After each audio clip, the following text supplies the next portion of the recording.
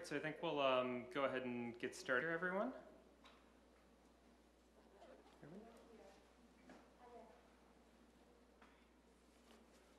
All right, just checking our levels here, but I think we're ready to go. So thank you all so much for coming out tonight, tuning in tonight. For those of us, or those of you watching on our GBH audience, we really appreciate you being here. My name is Robert Shemp, and I am the Research and Adult Program Director for the Paul Revere Memorial Association. So it's great to be with you here tonight, and welcome in our speaker, Professor Tessa Murphy, for the second installment of this year's Lowell lecture series, which is looking at areas of the American Revolution that go beyond traditional narratives that center primarily on the 13 colonies turned states. And this, of course, is inspired by the calendar as we move closer and closer, and even in some cases into 250th commemorations and anniversaries of the events here. So we have really a great continuation tonight, I think, that builds on Professor Janet Pulaski's talk from a couple of weeks ago looking at revolutionary rights. Before I get started, though, I do want to thank in particular the Lowell Institute, whose funding makes this series possible every year. Of course, to GBH, Frederic and Andrew, thank you so much for being the broadcasting arm here, and Suffolk University and the Public History Department, and Professor Katie Lasdow for helping set that up and giving us this fantastic space, of course, over the Granary Burial Ground. And say hi to Paul in the back there. And of course, right along the Freedom Trail, where we are as a Paul Revere Memorial Association in Boston's North End. For those in the audience here, we will have time for Q&A at the end. So if you have any questions, be thinking of them as we go through. And if you're on the stream, we do have our education director, Emily Holmes, is monitoring the stream. So feel free to toss questions in there. She'll relay those to me, and we'll be able to get those to Professor Murphy as we go along. So for tonight's lecture, The Other 4th of July, the American War of Independence in the Southern Caribbean, we are delighted to welcome Professor Tessa Murphy, Associate Professor of History at Syracuse University. Professor Murphy's research and teaching interests lie in the history of the colonial Americas, broadly defined to include the Caribbean, Central and South America, and what are now Canada and the United States. Her research has been supported by a number of institutions, including the National Endowment for the Humanities, the Social Science and Humanities Research Council of Canada, France's National Institute for Demographic Studies, the John Carter Brown Library, and the David Library of the American Revolution, in addition to the Clements Library. His support allowed her to pursue work on her first book, The Creole Archipelago, Race and Borders in the Colonial Caribbean. Was by the University of Pennsylvania Press just almost exactly a year ago. So congratulations on that, and a great read, a chance to check that out. The book traces British and French attempts to assimilate or remake colonial societies that evolved beyond the boundaries of European empire in the early modern Americas. She's now at work on the second book-length project that uses British colonial registries to shed light on the lives, genealogies of people enslaved on the frontiers of the British Empire during the Age of Abolition. She offers on the colonial, revolutionary, and early Republican Americas, Atlantic world, and comparative slavery and emancipation. So if you join me in welcoming Professor Murphy to the stage, we're excited for the talk.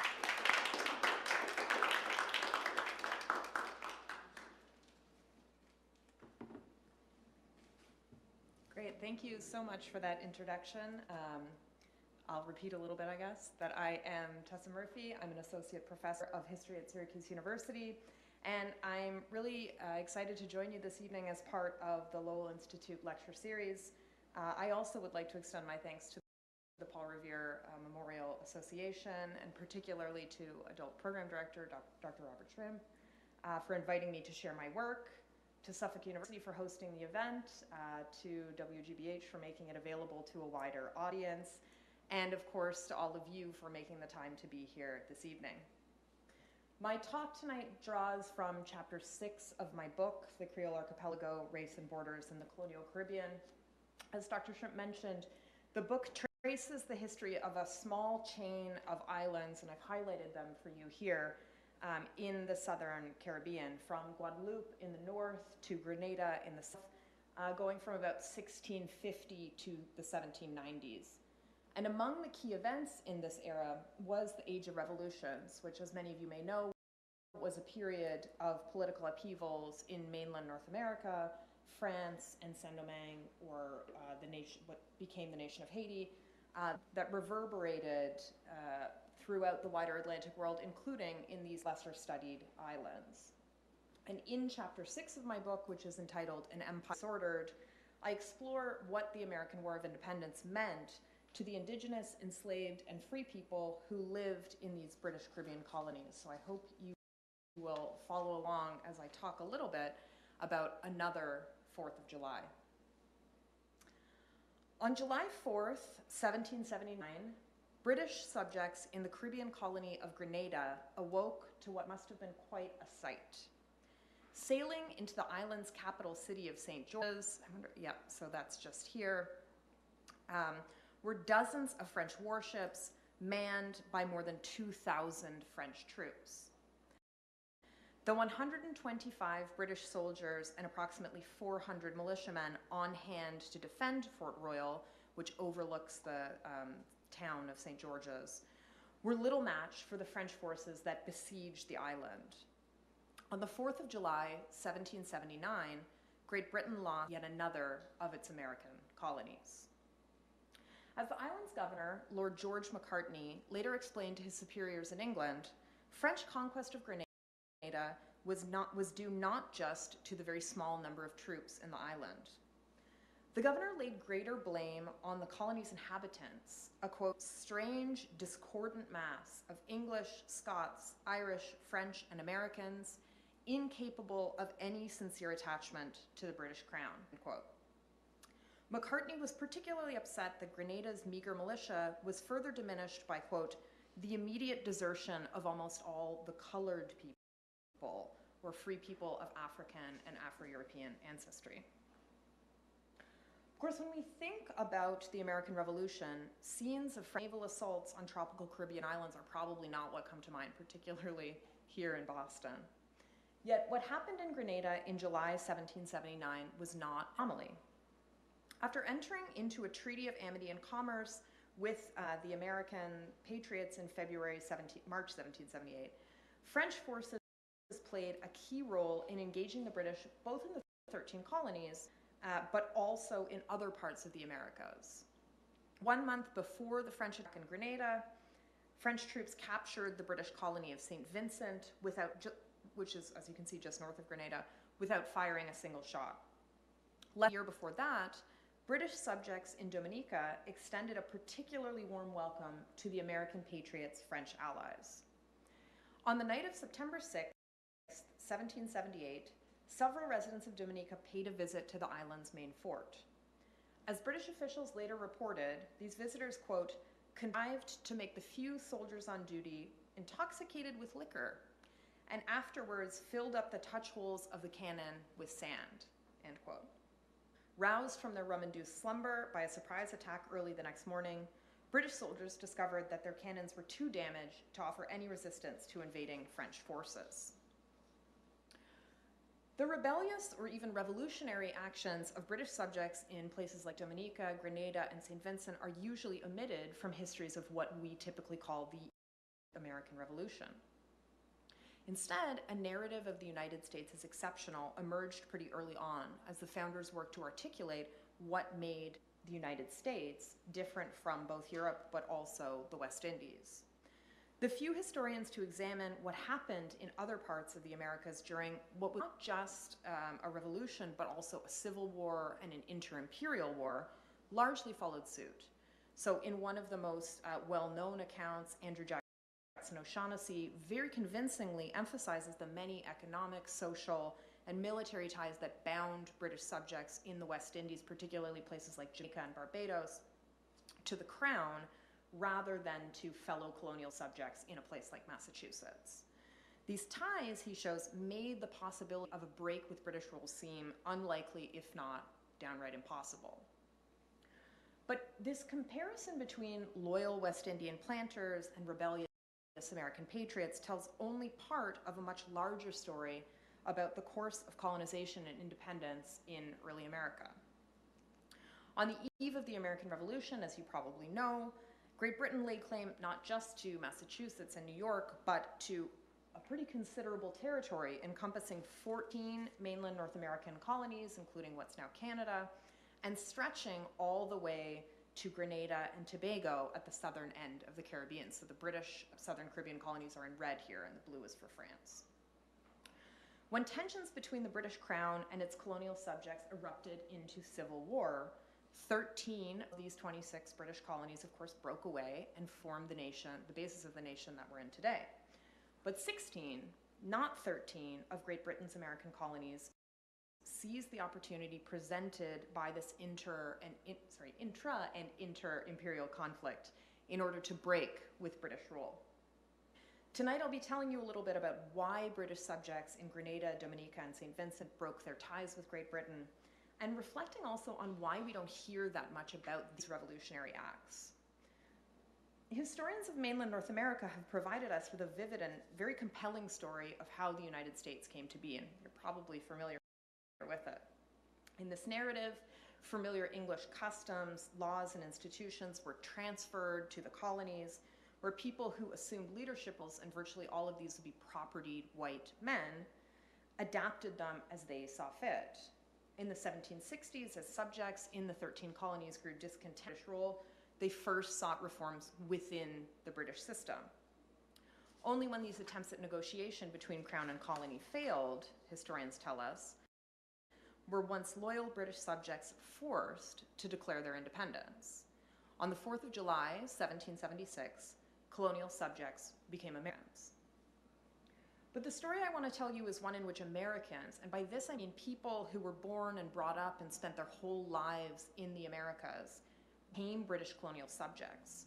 And this change came not in 1776, but in 1763, when the 7 Years' War allowed the British Empire to extend its rule over vast new territories. And you may have heard of the 7 Years' War as the French and Indian War, but the 7 Years' War refers to the global conflict of which the French and Indian War was a part.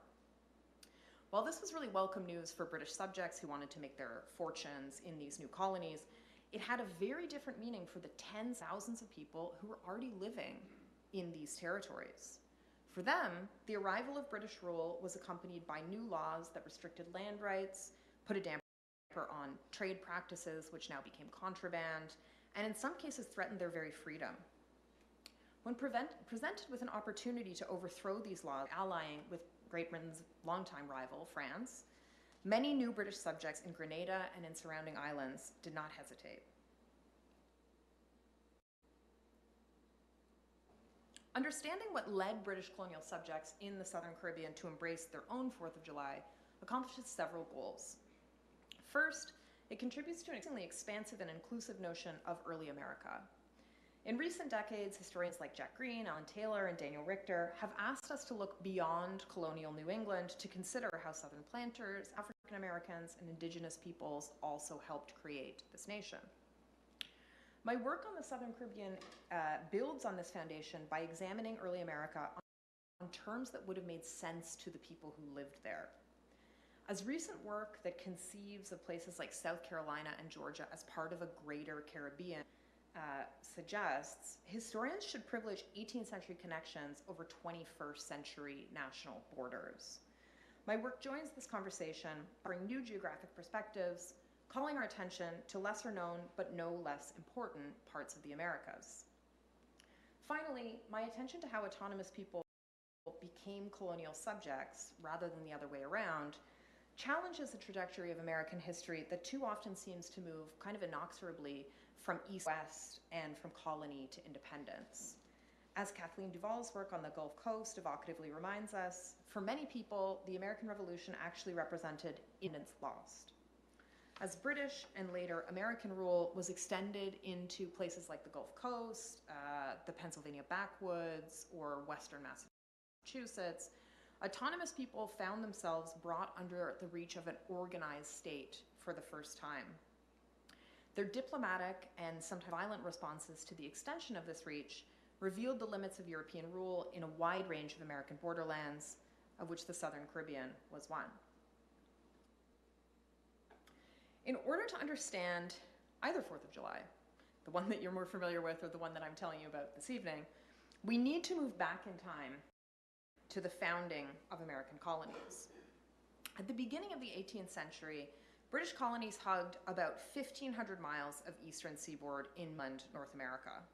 But as you can see from this map, English settlement at the time wasn't restricted to the mainland, so here we have a look at what the Southern Caribbean looked like at the time. Great England at the time laid claim just to Barbados. And of course, the English were not the only people to lay claim to the Americas. This map suggests fairly defined boundaries between European claims, but the reality on the ground, as you can see in some of these disputed territories, was quite different. Living in all of these territories, including the Caribbean, this is important because it's often minimized, were indigenous peoples. As a variety of indigenous polities, along with the English, the French, the Spanish, the Portuguese, the Dutch, the Swedish, competed for land and loyalties throughout the Americas, created borderlands defined as disputed territories between competing colonial and indigenous domains. And historians who have examined borderland regions in places like New Spain or the Great Lakes tell us that by playing competing powers off one another, people who lived in borderlands succeeded in obtaining a great deal of autonomy. And the same was true in the Southern Caribbean, where in 1660, the region's indigenous inhabitants, who call themselves Kalinago but are often referred to as Carib, managed to secure formal French and English recognition to the islands of St. Vincent and Dominica. So there's a formal written treaty to be found in French and English archives attesting to this.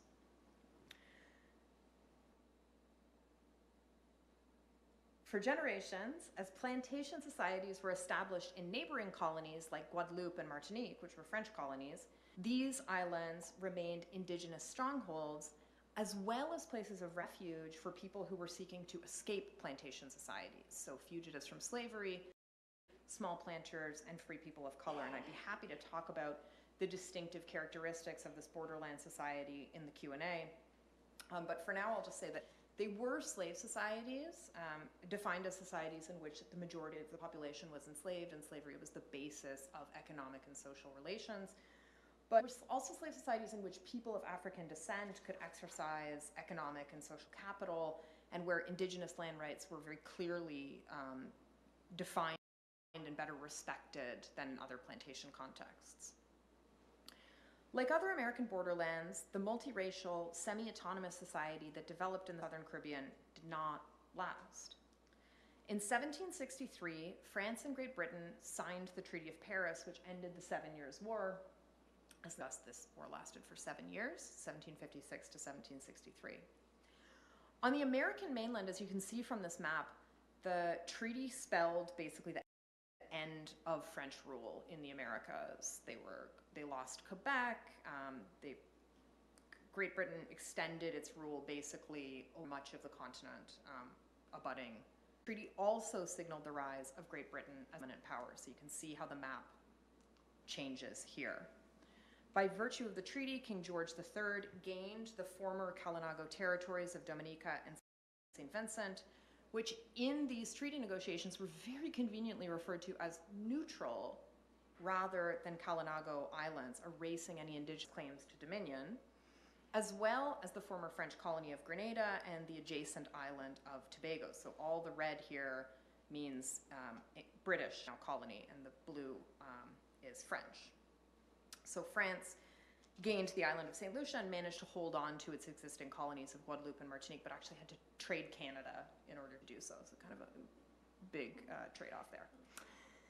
The vast territorial and administrative reorganization that accompanied the end of the 7 Years' War occupies a really important place in historical understandings of American independence. As historians like Lawrence Gibson and Fred Anderson show, the British Crown to exert greater fiscal and military control over its newly expanded domain provoked the resentment of colonists who had become accustomed to deciding local affairs. This resentment, they argue, ultimately drove British subjects in the 13 colonies to declare their independence. And I agree with this interpretation. I see the 7 Years' War as a key turning point, and perhaps the key turning point in the history of US independence, as well as a key turning point for the British Empire and the early Americas more broadly. With the French counterweight in the Americas gone, the British were at greater liberty to wield authority. And weighted down with all the debts incurred fighting a war not just in North America, but also in Asia and Africa, British officials sought to regulate trade, privilege commerce between colony and metropole, and enforce the payment of taxes in order to rebuild the empire's economy. And of course, these measures probably sound very familiar to you in Boston. Officials also sought to ensure the obedience and allegiance of settlers in the 13 colonies and of a newly diverse group of colonial subjects. These new colonial subjects, including Indigenous polities and French Catholics in what are now Canada, as well as the what's now the Midwestern United States and the Caribbean, were, according to Secretary of the Treasury Thomas Whately, quote, strangers to our manners, our government, and our religion, end quote. These strangers, the revolution, and here I mean in the sense of a sudden and radical change, came not in 1776, but in 1763, when the autonomy bases in which they lived were transformed with the scratch of a pen in Paris into colonies. And these transformations reverberated in all aspects of the lives of new British colonial subjects. Officials sought to extend several key features of the plantation complex, namely the ready availability of enslaved labor, the consolidation of efficient estates, and the production of export commodities, especially sugar, to the colonial frontier as rapidly and as rationally as possible. British designs for incorporating the Southern Caribbean were both economic and ideological. Officials aimed to create efficient sugar colonies that would fuel the growth of a newly expanded empire. And they sought to populate these colonies with a white Protestant population that would maintain order over an enslaved majority. And an enslaved majority it very soon was. In the first 10 years after Dominica, St. Vincent, Grenada, and Tobago, which were collectively known as the islands, became colonies of Great Britain, more than 80,000 men, women, and children were trafficked from West Africa to a group of islands whose total area amounts to about 700 square miles. So for reference, this is smaller than your neighbor, Rhode Island. This is a very small area. As a point of comparison, during the same decade, slightly more than 57,000 West African people disembarked as captives in the 13 colonies. So this is still a staggering number, but it pales in comparison to the rate at which the enslaved population of this Caribbean borderland grew. And the labor of these tens of thousands of people produced a dramatic transformation in the economy of the ceded islands. Between 1763 and 1773, the amount of sugar produced in the islands ceded to Great Britain increased fivefold. 10 years after they became part of the British Empire, the ceded islands had surpassed Barbados to become second only to Jamaica, colony which is more than 6 times the size of the ceded islands in terms of sugar exports to Great Britain. So this transition from autonomy to colony revolutionized the economy and also the demography of this former borderland, people who lived there. And these transformations, as you can imagine, had significant consequences in the lives of people who had deliberately settled outside the sphere of British rule.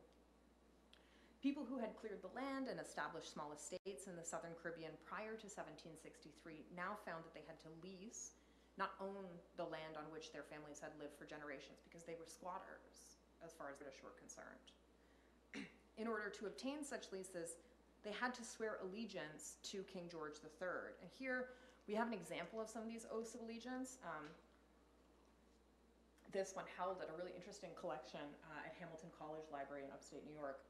And you can see, perhaps you can't see, but these are just fascinating signatures to me. You can see that many, just by the names alone, many of these people were French-speaking. And as in the case of Maximien, who is identified as mulatto, some were free people of African or Afro-European descent who were now becoming British colonial subjects. Unsurprisingly, formerly autonomous people who became colonial subjects in the wake of the 7 Years' War did not take these changes lightly.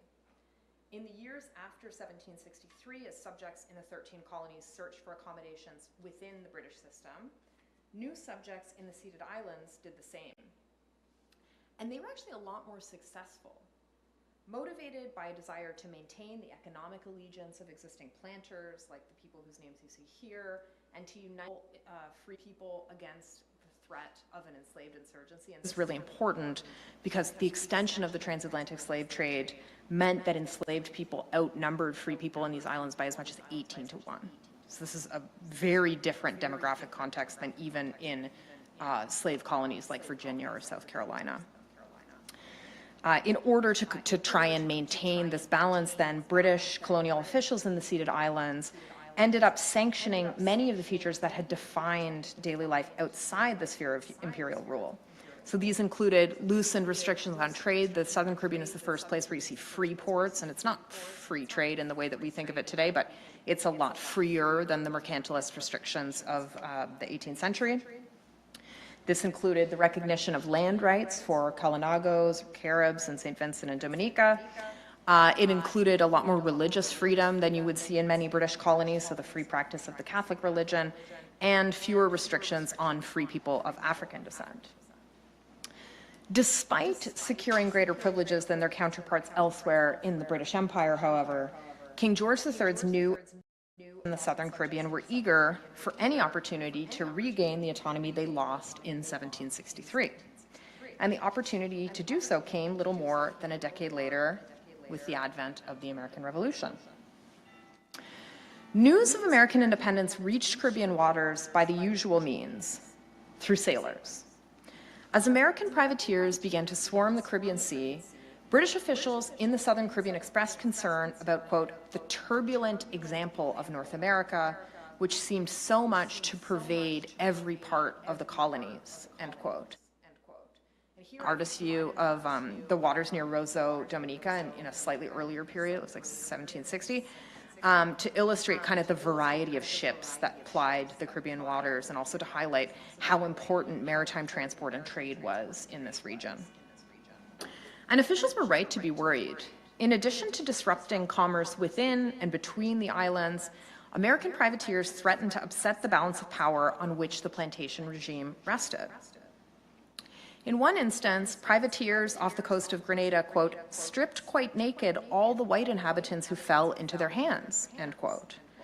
This humiliating display visibly undermined the authority of the colony's white minority, reminding enslaved people that those in power could be taken down a notch during these moments of more than 1,000 enslaved people. So this is about 10% of the enslaved population of the colony. Had found refuge in the island's mountainous interior, where he feared, quite rightly, that they would join forces with the island's indigenous Kalinago population. The outbreak of revolution on the North American mainland, then, made existing realities in the Southern Caribbean seem newly dangerous. American privateers who plied the region's waters posed a financial, military, and ideological threat to British rule by offering enslaved and indigenous people hope that the recently instituted colonial regime would not be permanent. American actions also wrought material changes in the region. On July 3rd, 1776, so this is one day, of course, before issuing the Declaration of Independence, the Continental Congress dispatched a 24-year-old representative to the French colony of Martinique. This was a Philadelphia native named William Bingham, and if anyone is from New York State, this is the same guy who founded Binghamton. He had quite a storied career there. So Bingham was instructed to act as an agent, but he was tasked with generating support for the American cause, forging trade relations, and obtaining arms in the French colony of Martinique, which is right here. By the time that France entered the war on the side of the American patriots in 1778, France's most important Lesser Antillean colony, which, as you can see, is smack dab in the middle of these British colonies. This is Dominica here and St. Vincent and Grenada down here. Martinique was already acting as a space to fit out privateers, to land seized vessels, and to funnel munitions to North America. For people living in Martinique and elsewhere in the Southern Caribbean, the 1778 declaration of war between Great Britain and France was hardly novel. The rival empires had faced off just 15 years earlier during the 7 Years' War. Viewing the American War of Independence as residents of the region would have, as yet another inter-imperial war, allows us to understand what was at stake for them. Just as the 1763 Treaty of Paris had ushered in a new imperial regime in Dominica, Grenada, St. Vincent, and Tobago, so too could this conflict mean a new ruler. The many French-speaking Catholics who had settled in these islands prior to the advent of British rule naturally welcomed the prospect of exchanging King George III for King Louis XVI. Indigenous Kalinagos had good reason to believe that the French would better respect their land rights. We can talk about what those reasons were. While enslaved people reportedly thought that the war with France would, quote, be the time for them to emancipate themselves, end quote.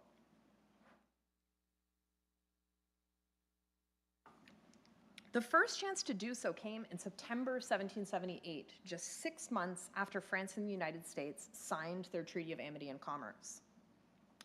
Located directly between the French colonies of Martinique and Guadeloupe, Dominica was a logical first target for French forces. This is Dominica here. 1,800 French soldiers landed in the island at dawn on September 7, 1778, and as you can see by this contemporaneous image of the French victory, British officials in Dominica capitulated that very same day.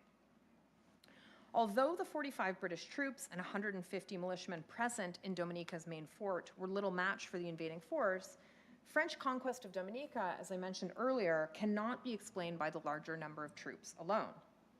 Instead, as British officials reported, many French-speaking Catholic residents of Dominica were, quote, actually in arms leading the attacks of the different attacks of the enemy against us, end quote. Despite British attempts to win existing residents of the island to their side, through political and economic concessions, the people they referred to as new adopted subjects were pretty eager to become subjects of France instead. French conquest of Dominica did not fail to catch the attention of other colonial subjects who were dissatisfied with British rule in the Southern Caribbean. In September 1778, just after the French conquest of Dominica, quote, between 500 and 600 stout, able-bodied Caribs, or Kalinagos, traveled to Dominica from St. Vincent in their customary canoa, or dugout canoes. The word comes from the Indigenous Kalinago term. Displaying their allegiance by sporting French colors, these Indigenous emissaries expressed their support for French invasion of the island they had successfully claimed as their own until 1763. And here we have a contemporaneous image of Chief Chatoyer, one of the leaders of these so-called Caribs, as you can see, or Kalinagos in St. Vincent. And Chatoyer would play a key role in Kalinago actions during the American Revolution, and later, very briefly, because he was killed in this conflict, during the French Revolution in the region. French invasion of St. Vincent came less than 1 year later, in June 1779. Reportedly aided by more than 1,000 Kalinago combatants, French troops easily conquered St. Vincent, where British planters who were eager to preserve their property and prevent an Indigenous enslaved insurgency surrendered without a fight. As in Dominica, both the external threat from French troops and the internal threat from people hostile to British rule, in this case Kalinagos, enslaved people, and French-speaking Catholics, prompted the British to give up a colony they had acquired only 16 years before. A French fleet consisting of 12 frigates and 25 battleships then proceeded to Grenada. Assembling, as you can see here, au vent, or upwind, from the island's capital city of St. George's, the sea forces prepared their attack. And here, again, events in mainland North America had important consequences for the course of events in the Southern Caribbean. Distracted by warfare on the mainland, few British troops were on hand to defend this very prosperous sugar colony. As Grenada's governor, Macartney, reported, just 125 troops and fewer than 400 militiamen were present in Fort Royal here. And here we have a contemporaneous view of the French assault on Grenada, which shows the ships sailing into St. George's Harbor and noting also various points of attack, including on the fortified hillside overlooking the capital here. British forces in Grenada were further diminished as free people of color and former French subjects in the island, like their counterparts in Dominica and St. Vincent, simply refused to take up arms for the British. On July 4th, 1779, the British colony of Grenada followed the other ceded islands of Dominica and St. Vincent in capitulating to the French. And here we see, again, a contemporaneous image of the surrender. Like pretty much all the images I've shown here, this comes from the John Carter Brown Library at Brown University. Events in the Southern Caribbean during the American War of Independence illustrate the extent to which this region, which is often lumped in with islands like Jamaica and Barbados as the British West Indies, actually differed from other parts of the Caribbean. Over the course of generations, small islands like Dominica and St. Vincent had become sites of refuge for Indigenous colonagos, for fugitives from slavery, for small planters, and for free people of color, most of whom were French-speaking Catholics. The borderland society forged by these groups only came under official colonial rule in 1763, when Great Britain acquired the islands through the Treaty of Paris. And as a result, residents of these islands, whether indigenous, enslaved, or free, felt very little allegiance to King George III. When the opportunity came to throw off British colonial rule, many were willing to take up arms to do so. Life under the French occupation that followed provided many members of these groups with the opportunity to reassert some of the autonomy that they had enjoyed prior to the introduction of British colonial rule. For Kalinagos in St. Vincent, the period of occupation meant a chance to move back onto lands that they had ceded just a few years prior during something called the First Carib War. As the name suggests, there was a second one, and I'm happy to talk about either one of those in the Q&A. For French Catholics in Grenada and Dominica, occupation provided an opportunity to seek positions of formal political power on the island's appointed councils or in their elected assemblies. And French subjects from nearby French colonies like Martinique, many of whom, again, were free people of African descent, also used this period of occupation to migrate to the surrounding islands and establish themselves there. These regional migrations meant that British planters actually came to constitute a minority of the free population certainly in the island of Grenada, and this demographic reality had very important consequences when revolution came again to the islands in the 1790s. Enslaved people also capitalized on French occupation of these new British colonies. In Dominica, Grenada, and St. Vincent, officials reported that encampments of fugitives from slavery, which are sometimes called maroons, grew rapidly during this era. And this slide shows an image of maroons in South America in a slightly later period, early 19th century, but I've included it because it shows kind of a contemporaneous depiction of these self-emancipated peoples. And I just want to call your attention to some of the things that they're carrying here, because this resonates with the descriptions from Dominica, where, quote, "Maroons often came with conch shells blowing and French colors flying close to the town of Roseau," which was the principal town, "in the daytime," end quote. And this open display of French colors illustrates that enslaved people like Kalinagos were aware of the enmity between the British and the French, and that they openly courted the support of the latter. So here we're seeing self-emancipated people as political actors trying to make overtures to the French in support of their own liberty. The actions of enslaved people, Kalinagos, and French-speaking Catholics provided clear proof of the shaky loyalty of Great Britain's newest colonial subjects, further reminding us of the British Crown's often weak grasp over its vast 18th century empire. By capitalizing on the Second Inter-Imperial War in 15 years to ally with French forces, reassert title to land, assume positions of authority, or seek freedom, French planters, Kalinagos, and enslaved people frustrated Great Britain's attempt to bring the Southern Caribbean into its sphere of rule.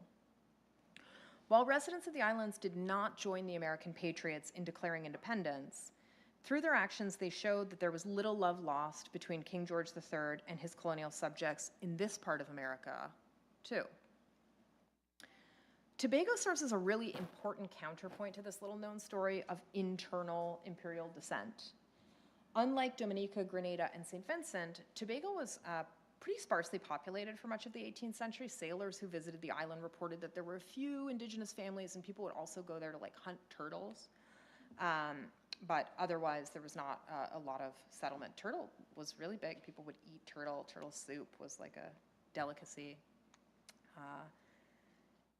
Why we have a lot fewer turtles now, though, so mixed bag. Okay. When Tobago was ceded to Great Britain, also as a result of the 1763 Treaty of Paris, large plots of land in the island were quickly acquired by investors, many of whom were Scottish. This is why you probably don't know this about Tobago, but there's a town called Scarborough, for instance. While most of these planters were absentees, they, like their counterparts in Jamaica and Barbados, greatly valued their economic connections to Great Britain. When a French fleet appeared off the coast of Tobago in May 1781 with 3,000 troops, some of the island's 417 white male residents, that's how many white male settlers there were in Tobago, and I think there were like 57 women, joined forces with some 400 British soldiers in an attempt to defend the only remaining British colony in this southern Caribbean chain. They were, of course, little match for the French troops, and British officials in Tobago surrendered in June of 1781. And here we see, again, a contemporaneous depiction of British surrender of the islands. And very importantly, I just want to call your attention to the background, the plundering of plantations, right? So this illustrates that in this island, there was pushback and it resulted in destruction on the part of the invading troops. Although enslaved people in Tobago, like their counterparts in Dominica, St. Vincent, and Grenada, would use the period of French occupation to increase their attacks on the plantation system, the mostly white, English-speaking Protestant settler population of the island showed themselves to be very reluctant to accept French rule. The resistance to French conquest of Tobago, which was the only concerted resistance to this conquest in the Southern Caribbean, further illustrates the importance of the region's longer colonial history in shaping responses to the American War of Independence. Tobago aside, the rebellious actions of new adopted subjects in Dominica, Grenada, and St. Vincent came as no surprise to British colonial officials, who frequently warned their superiors in London that the island's residents were, quote, incapable of any sincere attachment to Great Britain. Having considered the longer history of the Southern Caribbean, this lack of attachment probably doesn't surprise us now either. For people living in this region of early America, the conflict that we usually call the American Revolution had a different meaning. It was not the struggle to forge a new independent nation out of the ashes of empire. Instead, officials living in this part of the Americas saw in the renewed conflict between Great Britain and France an opportunity to recreate a world they had only recently lost, to again exploit a contest between competing powers in order to create spaces of autonomy. Unlike the American patriots, residents of the Southern Caribbean failed in their attempt to break with British rule. At the 1783 Treaty of Paris, this is another treaty in Paris, this is where people like to go to sign treaties, Great Britain lost the 13 colonies, but did regain, as you can see, Dominica, St. Vincent, and Grenada. And in a strange twist of fate, they did have to cede Tobago, which was the only colony to push back against French conquest. They had to give that to France. But they would conquer it again in the 1790s. It's not over. In the wake of American independence, as the founders worked to create a new nation, formerly autonomous people in borderlands throughout America witnessed the world that they had created become subject to ever tighter control. Most of the accommodations that the British Crown previously granted to subjects in these new colonies, like freedom of religion, economic concessions, and recognition of Indigenous sovereignty, were revoked, prompting renewed resentment, and I'd be happy to talk about how this resentment will spill once again into armed conflict, less than 10 years later in the 1790s. British authorities also sought to secure these recently reacquired colonies through the sponsored settlement of people they knew would be loyal to the Crown. In the 1780s, as many as 450 loyalist settlers, carrying with them some 2,000 enslaved people, left the colony of East Florida, which had been ceded to Spain, and sailed for Dominica. They were drawn to the island by the overtures of Dominica's British Assembly, who promised to exempt any loyalist settler from public taxes for a period of 15 years. The measures taken to accommodate loyalists in Dominica contrasts with the situation in Jamaica, where loyalists were initially welcome, but soon roused the ire of established planters who resented any relief afforded to their would-be competitors. In the much less populated Southern Caribbean, in contrast, loyalists quite literally embodied the British Crown's desire to ensure order and profitability in its newly reordered empire. The governor of St. Vincent openly expressed his regret that a similar settlement was not undertaken in his island, where the presence of loyalists might guard against Kalinagos, whom he characterized, quote, as an enemy hostile to us and blindly attached to the French, end quote. Such quotes reflect prevailing imperial attitudes about the utility of relocating settlers in order to people the colonies with subjects who could be relied on in the event of a future war or internal insurgency. By trying to attract loyalists to the Southern Caribbean, British authorities hoped that this part of America, unlike the 13 colonies, would not be lost to the empire. America as we now know it, an America in which the Spanish colony of California and the Russian colony of Alaska share a government with Massachusetts, and the British Slave Society of Jamaica is mostly known as a vacation destination, would have been largely unrecognizable to the people that I've talked about today.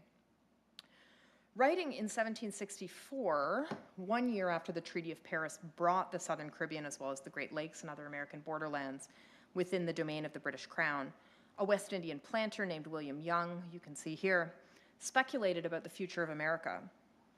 If the North American Main were ever to separate from Great Britain, Young wrote, quote, the whole chain of American islands, from Florida to Trinidad, would look back on Europe with regret, but must necessarily accompany that continent of which it seems to have once constituted a part, end quote. 250 years later, Young's comments seem surprising, not just because Florida is not an island, not yet, anyway. It also seems surprising because rather than accompanying the American continent, of which they once formed a part, Dominica, Grenada, St. Vincent, and Tobago remained under colonial rule for a further 200 years, achieving Commonwealth status in the 1970s. But to really understand early America, we must think seriously about comments like Young's and study the region not according to the individual nation states of which each colony later became a part, but as elements of a much larger and interconnected whole. By looking at early America in a way that would have made sense to Young and his contemporaries, my research complicates a linear nationalist trajectory in which colonies are created, mature, and experience growing pains before ultimately achieving independence. Embracing this broader perspective requires us to adopt a different geography and chronology of revolutionary America. The Southern Caribbean was not the only American borderland to undergo a revolution from autonomy to colony, nor was Great Britain the only power to oversee such a transformation. In many parts of colonial America, and later, as you can see here, as the new American Republic pushed westward, distinctive borderland societies created through countless interactions and negotiations between a diversity of peoples were brought under direct colonial or national rule.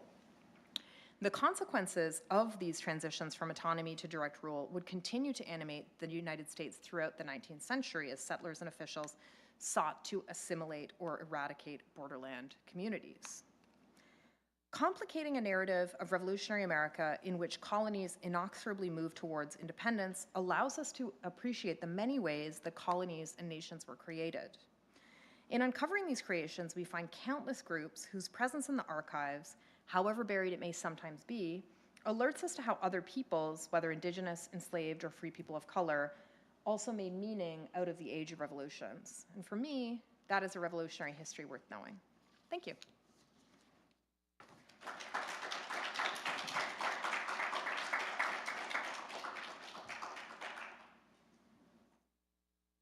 Thank you so much, Professor Murphy. That was terrific.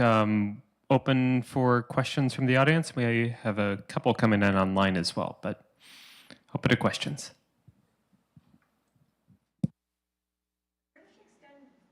What were voting rights like in the Southern Caribbean, and did they extend them to people of color? Yeah, this is a great question because unfortunately, we don't have like voter rolls, so we can't know for sure who cast votes. They did extend voting rights, and this is a really big deal, right? Now we might think like, oh, Catholic Protestant, it's not a big divide, but in the 18th century, this is the divide, right? And so in these colonies, because Catholics were propertied, voting rights were extended to propertied Catholic men. We know that for certain.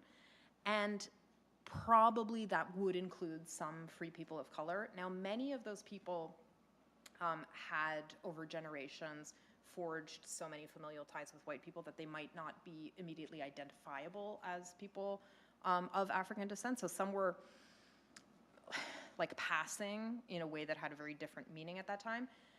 But we do have, in one of my favorite documents, I don't think I have it here, but that is held in the archives in Dominica, we have this petition from people who self-identify as free people of color, and they use the terms that encompass different gradations of color in this period, which are very outdated terms.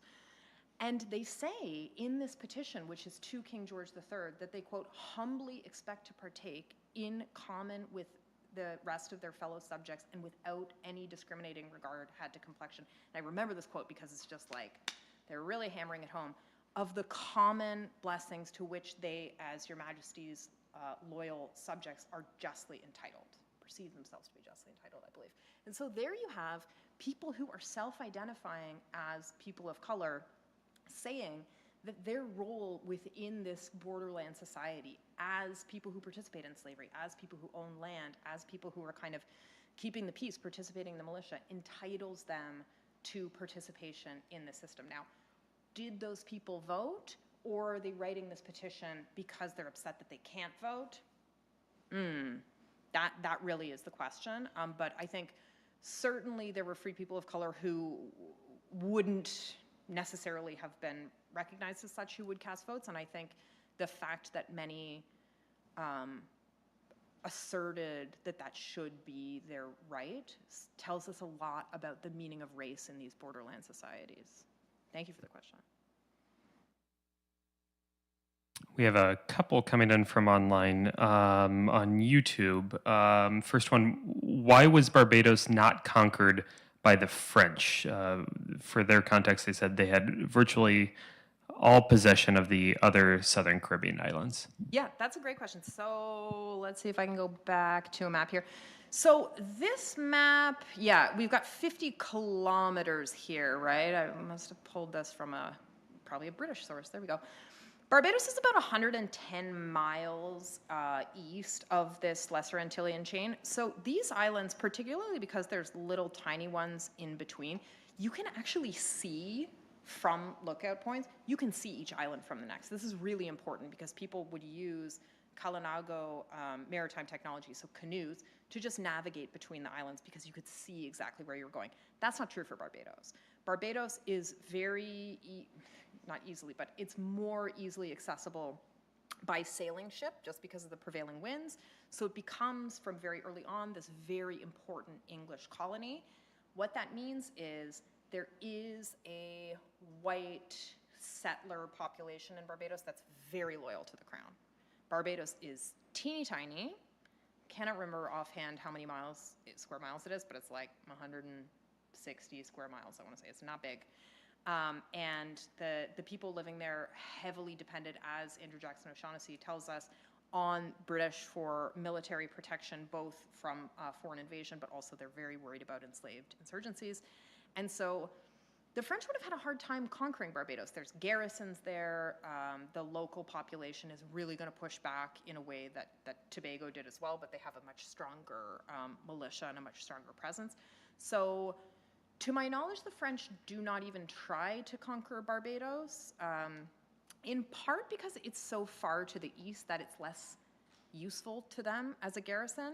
This is actually why the British, which I did not talk about at all, but they conquer St. Lucia very quickly because trying to get ships over to protect their colonies from Barbados takes too long. And so they want and do get possession of St. Lucia during this conflict in order to try and maintain some presence there.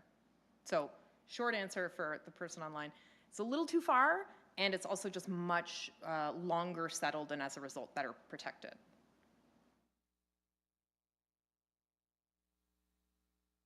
So we have a couple more from online as well. What effect, if any, did the Spanish have on the events or the chronology here that you looked at tonight? That is a great question, and it's an important one because, of course, the Spanish also sign a treaty with the Patriots, and so they're also on the side of the Americans in this conflict. But their naval presence is not as important, and as a result, they don't play as much of a role in the Southern Caribbean in this era. The French have a fairly powerful navy. It certainly does not rival the British, but the French invested in their naval power after their defeat in the 7 Years' War, and so they play a much bigger role. Some of these same forces that conquered these islands will also participate in things like the Franco-American siege at Yorktown.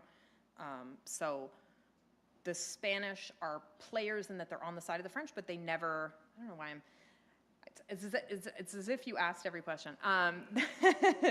Yes.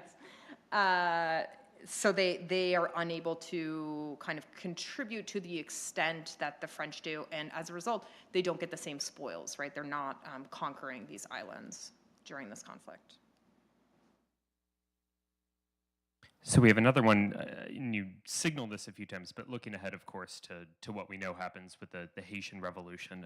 Question from YouTube: were there any other enslaved uprisings over this general time that you know of in the Southern Caribbean, or attempted? Yeah.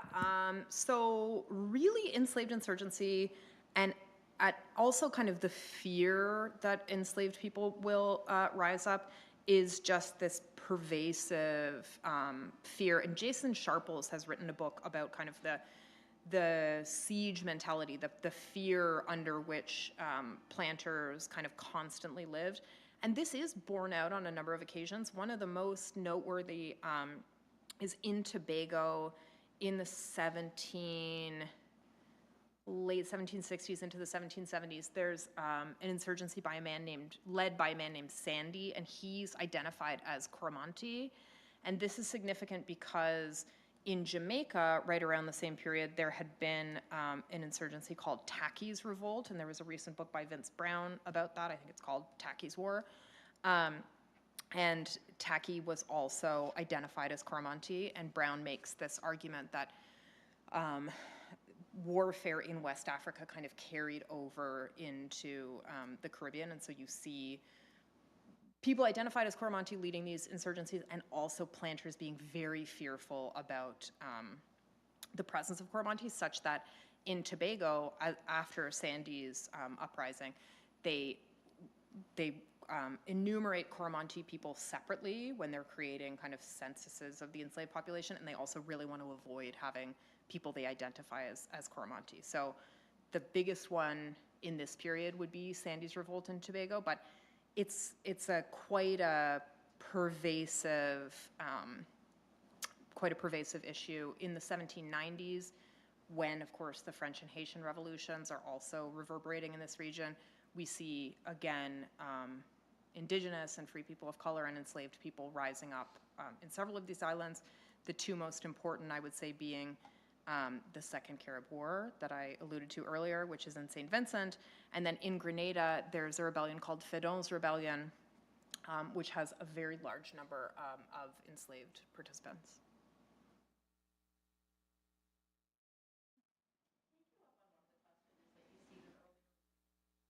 Oh, yeah.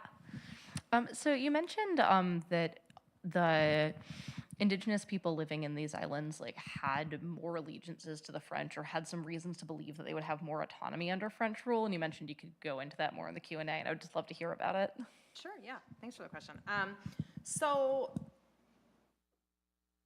There's so many ways to answer this, but basically, so most Kalinago people in this period lived in St. Vincent. There is still, to this day, a Kalinago reservation in northeastern Dominica. That's the only Indigenous reservation in the entire Caribbean, but it is quite small, and the population there is also quite small. So St. Vincent had a larger Indigenous population. Because of their proximity to St. Lucia, they would frequently travel there and kind of make overtures to the French colonial government there.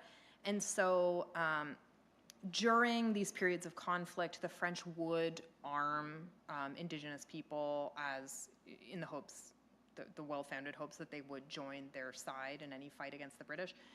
There's also just kind of in the historiography, this notion that like the French colonized differently, right? So if we think about New France, we think about the Great Lakes region.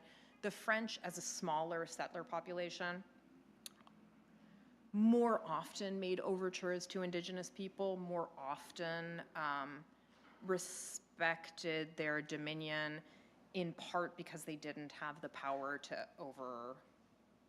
overrun their dominion, right? It's not like the French were nicer, it's that the French were in less of a position to kind of steamroll than the British, the English and later the British, but certainly the Kalinagos knew that, and they would profess their loyalty to the King of France in an attempt to kind of forge trade relations, to obtain arms, to try and get recognition of their dominion or their sovereignty over these lands.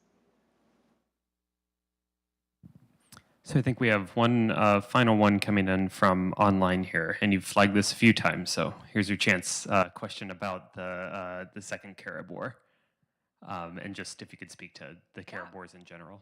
Absolutely. So the so-called Carib Wars come about, the first one in 1771 to 73, and the second one kicks off in 1795, and they're both really about who's going to control St. Vincent, right? Because this treaty is very little kind of talked about, but we have the receipts.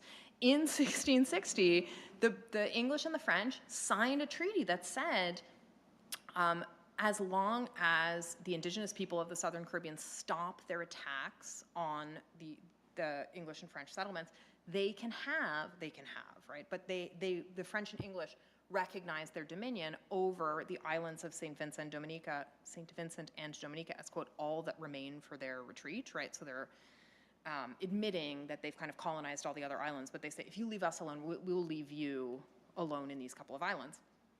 And so needless to say, when that treaty gets reneged on 100 years later, Kalinago people are not pleased. And so when the British come in 1763, they send surveyors to kind of get the very detailed plan of all of these islands and sell off all the plots. But they say, like, maybe don't go over here because that might end badly. And it does. When surveyors try and go up to the northern part of St. Vincent, they get attacked because Kalinagos quite rightly understand, like, you're on my land, bye. And so these skirmishes kick off the First Carib War, which does result in the defeat of the Kalinagos. This is really pixelated, but you can kind of see here, you can see a lot better in the book, that unfortunately the Kalinagos have to cede more of their land as a result of this war. They kind of claw some back during the American Revolutionary period. As you can probably imagine, British settlers don't really want to establish plantations right here in this kind of barrier zone where people are setting fire to their plantations, right? So the Kalinagos claw back that part of the land. And in 1795, when the whole region is kind of thrown into imbalance again by the French and the Haitian revolutions, this kicks off again. And Chatoyer, whose image we saw somewhere, there he is, and who played a really key role in the First Carib War, again leads an insurgency and leads his people on an attack on Kingstown. Unfortunately, he is killed in this attack. So at the very beginning of the Second Carib War, the main leader of the Kalinago people dies in combat. But they do keep fighting helped with French arms, ammunition. Some French troops also come during this period for a further like year and a half. And in July of 1796, they're finally defeated, and the British actually orchestrate the deportation of 5,000 Kalinagos from the island of St. Vincent. They load them onto warships. They take them to this rock called Baliceaux. It's this tiny little grenadine island. It doesn't have water. It doesn't have water source. So they, in theory, bring in water, but we can't know how good that provisioning was. What we do know is that 6 months after the 5,000 were deported to Baliceaux, only about half of them remained alive. And the survivors were then transported to Roatan, which is an island in British Honduras, which is now Belize. And their descendants became the Garifuna people who live in Central America to the present day. So this is a really sad story of a failure to recognize Indigenous dominion and sovereignty, ultimately resulting in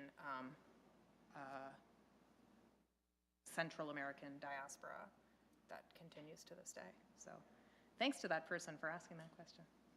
Great. Well, I think this has been a terrific lecture as part of the series. I think it's really helpful too to, as you said a few times, think about geography and not just the 13, but we're talking about the 26 where they ended up. And as we're thinking about that over the next few years, just a reminder too that this lecture and all the lectures will continue to live on GBH YouTube page and Facebook. So can refer back to it. This is evergreen content. We really, really appreciate the lecture tonight. So please join me in thanking Professor Tessa Murphy. Thank you. And just as a reminder, everyone, we have one more lecture coming up in 2 weeks. That'll be Professor Elise Mitchell from Princeton talking about slavery and smallpox inoculation, of course, a major connection here to Boston. Thanks again to the Lowell Institute for making this possible, GBH Suffolk University History Department, and we'll see you all next time. Thank you.